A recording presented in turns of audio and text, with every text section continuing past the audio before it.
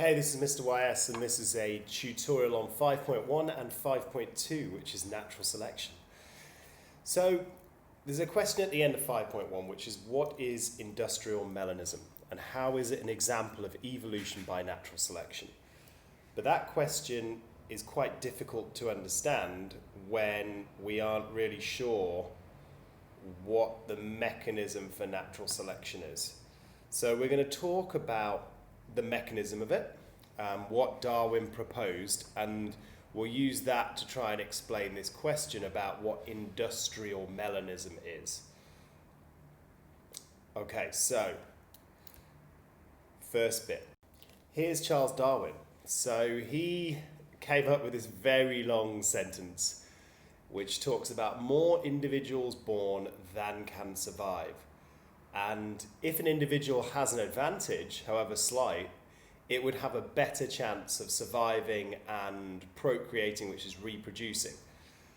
But on the other hand, if you had any variation, even if it was something which only caused a slight issue, then it would be selected against. And so he called this idea the idea of natural selection. So let's see if we can go through and have a look at the first thing. Well, the first thing that he said was that there is variation between members of a species. So if we look at a species, there will be variations amongst them. So what might that look like? Well, if we have a look over here, we've got some finches' beaks. And I like this diagram because it's kind of showing that the finch's beaks, they're like tools, they do a job. So when we look at individuals, we can see there is variation. Now these are actually different species of finch, but even within the same species, we would have variation. We might have some with a slightly longer beak, some which had a shorter beak, and so on. Okay, so there exists variation in populations. Not everything is the same. If we look within humans, we see variations in the population. And that was the first thing that Darwin noticed. So he said, well, if we've got this variation, then any variation that is beneficial is going to be helpful to the survival and to the reproduction. Okay, now what Darwin didn't know is how this resulted from the genetics of the organism. So we now know that there are two major ways that we would get variation. And the first, Darwin didn't know that there was DNA. He didn't know that we could get random mutations. When we copy our DNA, in DNA replication we get random mutations. We also get infected by viruses, and viruses can lead to changes in DNA. And so these two major sources will change the genes of some individuals, and it will give some of them an advantage, but most of them a disadvantage. The other thing as well is that we've got sexual reproduction. We haven't covered it yet, but there's a process called meiosis, where we make our sperm and egg cells, and during that there can be switching, shuffling of genes. And we also get this other part of meiosis, which is we don't know which chromosomes offspring will inherit. And so those two things are not going to make much sense at the moment because we haven't done meiosis, but there are two processes, crossing over and random assortment, and they lead to extra variation. And then, of course, we don't know which sperm and which egg are going to fuse together. So that creates further variation. So what Darwin didn't know was where does the variation come from, but what he did know was that there was definitely variation amongst organisms that he was seeing.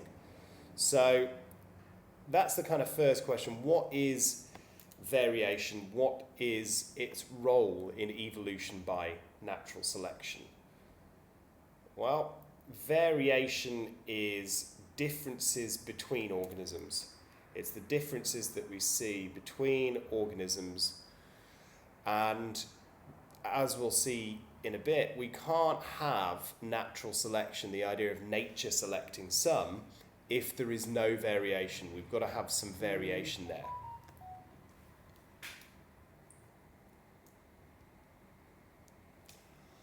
Okay, there would be nothing to select for, therefore there could be no survival of the fittest, which is the natural selection. If all organisms are entirely identical, we wouldn't be selecting for one form or another. Okay, so looking down to the variation that we'll have a look at with industrial melanism, you can see these are two moths and they look very different. Here is one variation and here is another variation. And so this is the peppered moth. Technically it's Biston betularia, but we don't need to remember that, we can just say peppered moth.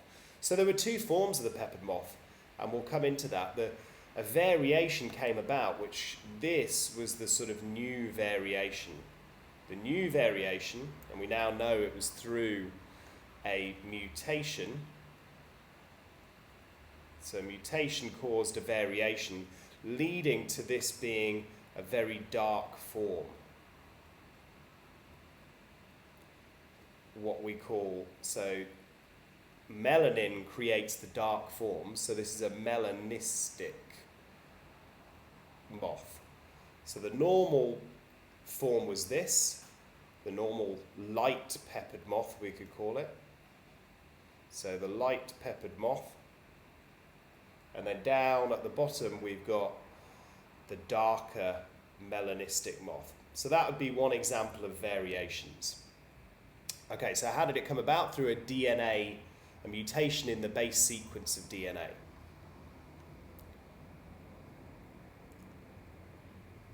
Okay, so that's our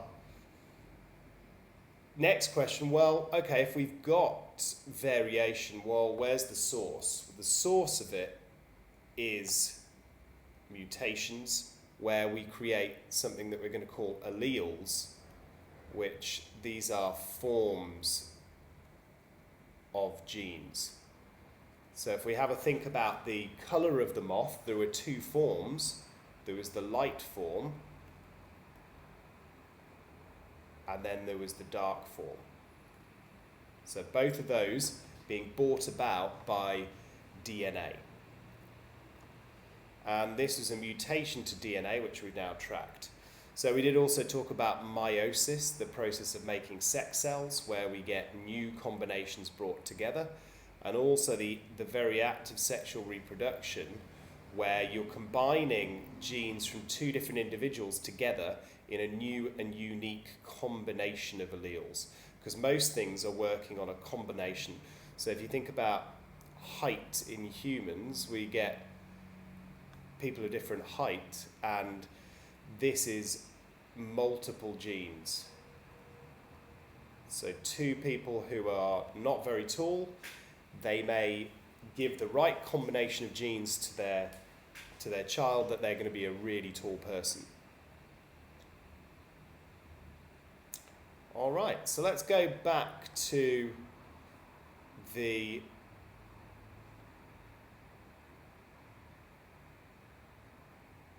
outline for natural selection. Okay, so this is what Darwin was thinking about. He was thinking, well, okay, I'm looking at and I'm seeing variations within populations. And he also made the leap that these would be within the offspring. It was known that, tall parents would have tall kids and short parents would have short kids. So this wasn't a complete surprise to people, that these variations could be inherited.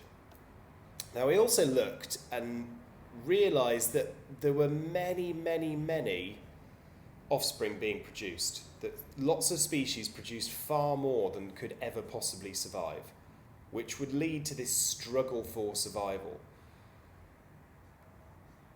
And he also started to think that what if the environment changed? And if the environment changed, it might now be a real struggle for survival. So let's go and have a look at this thing here. So the second thing here that we're really talking about, we can term it overproduction. We've got more being produced, overproduction. Oh, sorry, let's get rid of that. We've got overproduction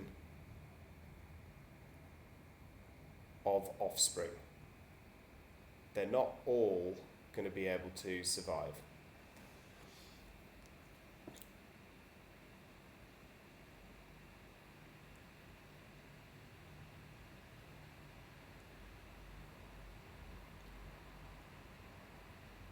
Okay, so why would that be important for natural selection? Well, if we're overproducing offspring, more than the environment can support, it's going to create competition. Competition for resources. So resources could be lots of things. They could be food, they could be mates, they could be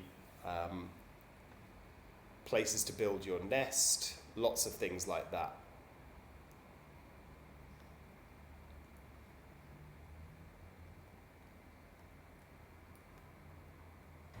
So it could be the habitat.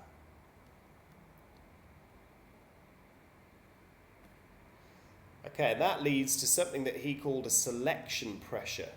So this is where we're going to get the idea that it's natural selection. The environment as a whole is causing these selective pressures together with competition and maybe a change in environment, meaning that only those that are best able, best adapted, will get survival of the fittest.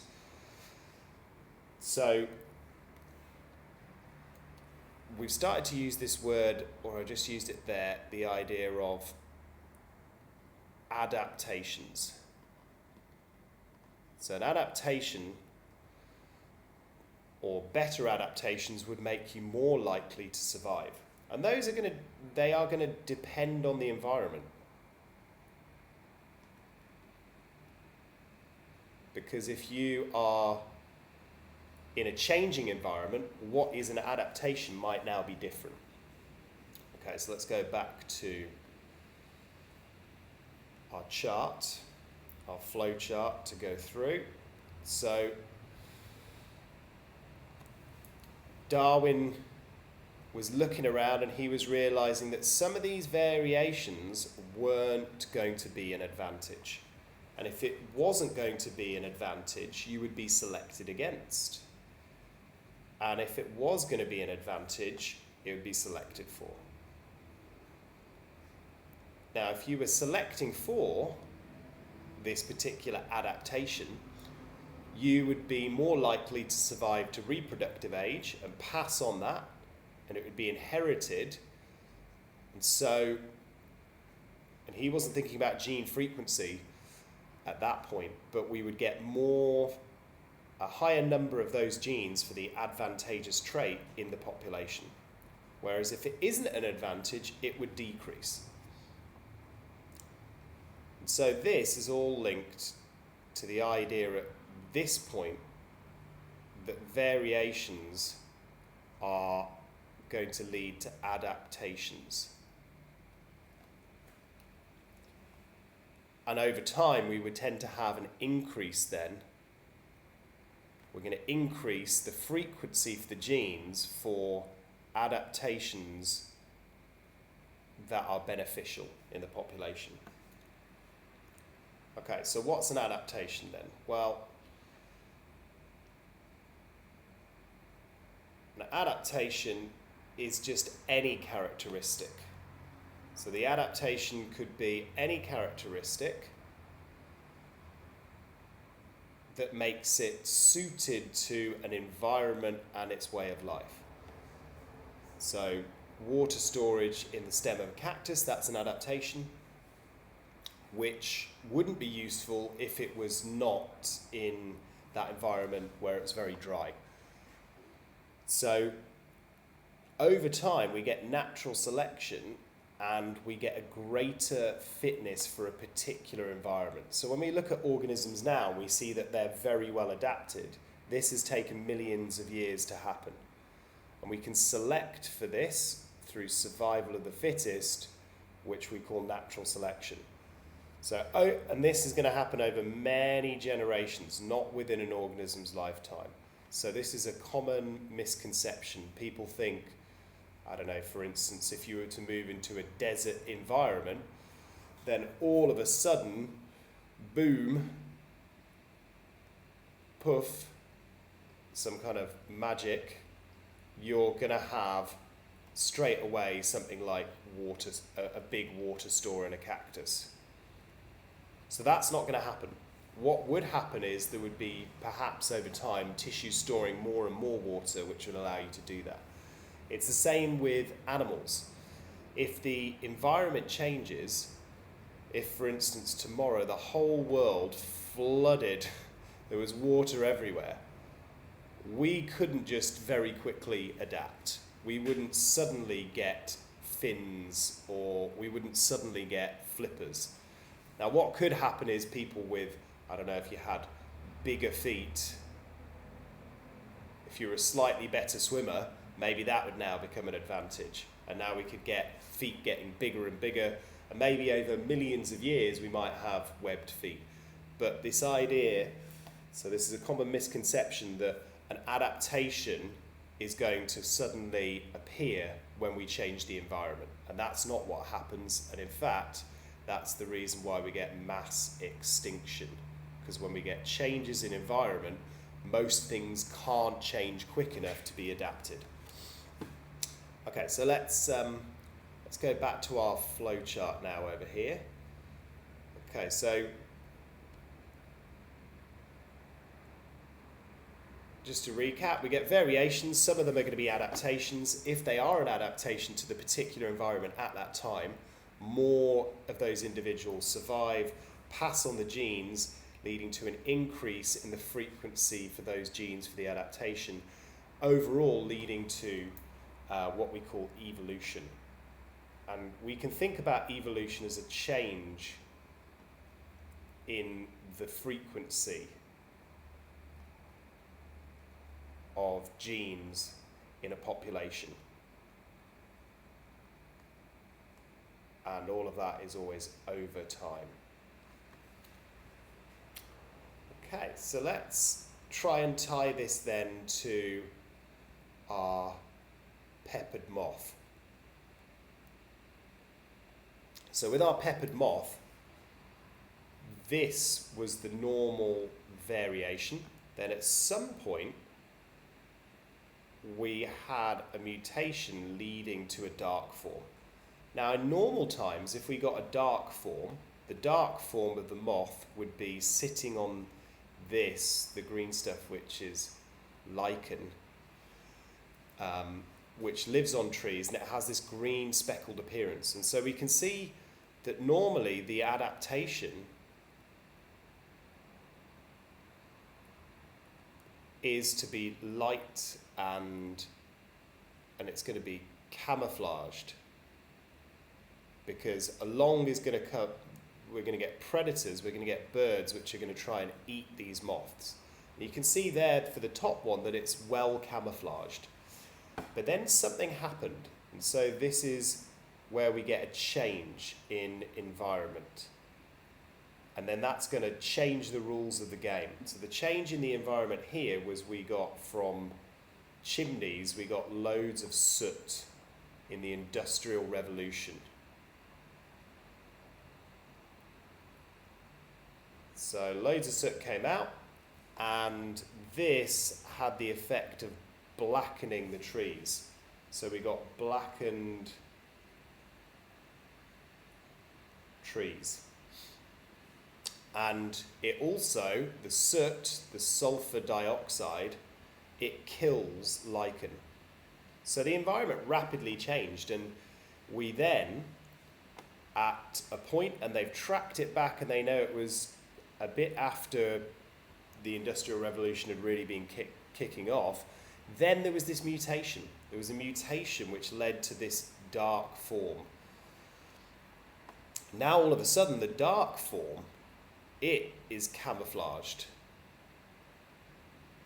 And so being camouflaged, it's going to survive, it's going to reproduce, it's going to pass on its genes. And what happened was they saw a big increase in this dark form, what we call this melanistic form of the peppered moth. Increased a huge amount. Now then eventually it swung back the other way because they cleaned up the air, they stopped producing soot, and then the light form was then the one which is being produced more of. Okay, so let's scroll across here.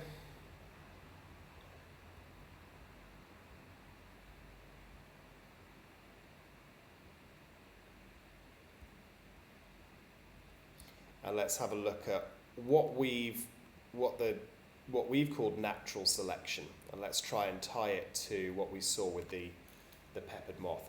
So they talk about differential survival. This means just a difference in your survival rate. And as long as there's even a very small, or 1%, or who knows, even a 2% difference in your survival, then over a long period of time, that's going to lead to a change. So if you're better adapted, you will produce more offspring than those that are not well adapted that will be selected against. So giraffes with a longer neck might have been better adapted to find food on high branches. They therefore reproduced more and could survive in times of food shortage, which might lead to an increase in the genes for long neck.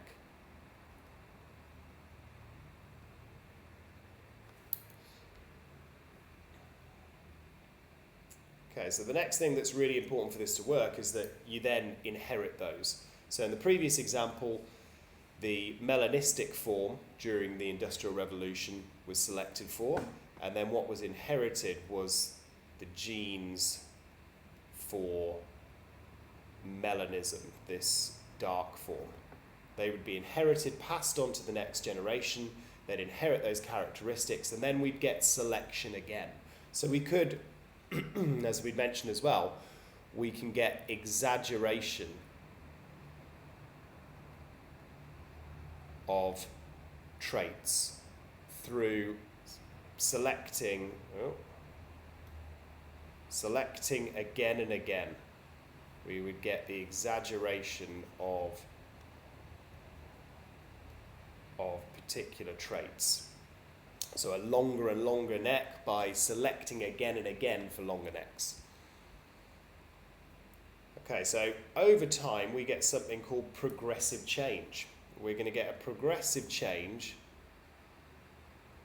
which means that we change the heritable characteristics through a change in the frequency of the alleles, those forms of the gene. And so it's going to increase the frequency of characteristics, natural selection will, which make you better adapted for an environment over time, and it will decrease the frequency of the other characteristics. Okay, let's tie this then back in a whole way. So how do we remember all of this? This is quite a bit to remember. Well, we try and remember to explain evolution by natural selection. Whenever we get a question, try and remember Vacancy. Vacancy is going to take us through our stages of variation, adaptation, competition, overproduction, natural selection, inheritance, and then evolution. So if we think about the vacancy, and if we go back to our melanistic moths. Okay, so let's have a look. We've got, so this is C/O. Okay, so let's have a look through. We've got vacancy. BACONSINE.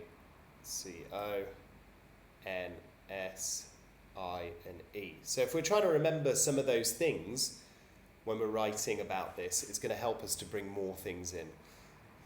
So we'd start with the variation. Well, the variation was that there was a dark form of the peppered moth, and it was first noticed during the Industrial Revolution. It probably occurred at that point when there was black soot on the trees. So we might also talk about, in this variation part, we might also talk about the environmental change that happened.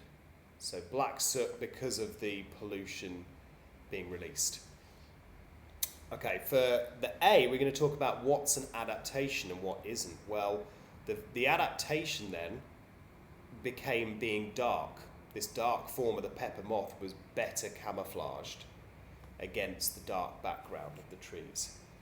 And so why was that better? Well, it led to protection from predators. So this is what's going to lead to our next part, which is the competition and different survival. So the light form would have been more predated. It was easier to spot, easier to eat. So we'd get that being eaten.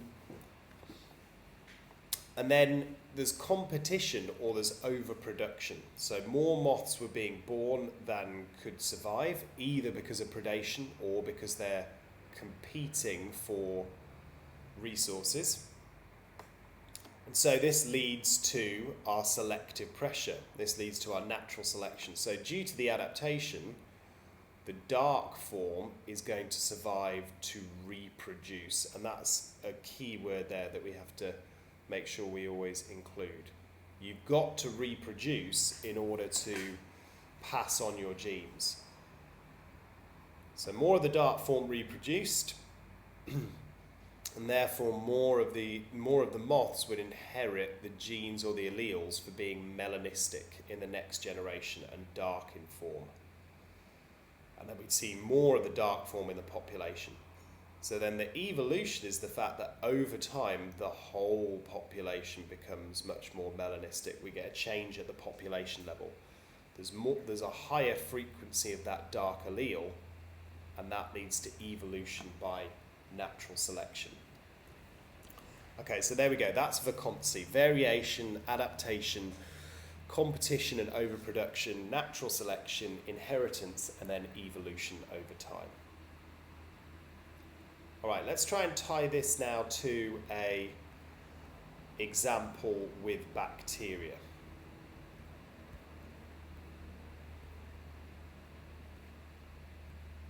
So we can see it with bacteria as well. We are now getting evolution of bacteria that are antibiotic resistant. So again, it's not that a bacteria can suddenly go poof, zap, I am now magically resistant to antibiotics. It will be that within bacteria there would be some where the antibiotics, you can see the antibiotics here are attaching, they're binding, and that means that they're going to kind of be effective against this bacteria. But maybe it's not quite as extreme as this. Maybe there's just a bit less of the antibiotic being effective for this particular variation. Somehow it's had mutations, or it's got different genes, and that somehow gives it some resistance to the antibiotic. So what's going to happen in the next step is that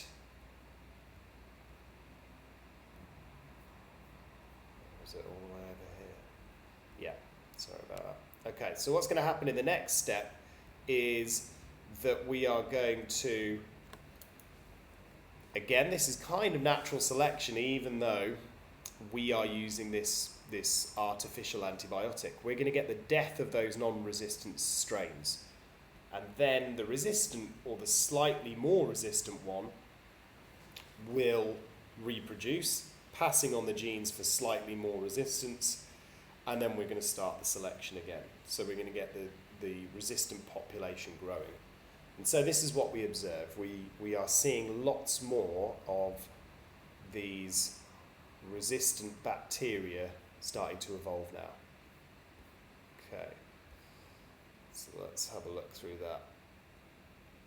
So what have we seen? Well, we've seen that we are getting bacteria resistant to particular antibiotics. One of them is methicillin, and these are called MRSA, methicillin resistant. And then the bacteria is Staphylococcus aureus. So we're getting this resistant bacteria because we've selected for the bacteria that are most resistant and have mutations in their genes, meaning that we're increasing the resistance to antibiotics.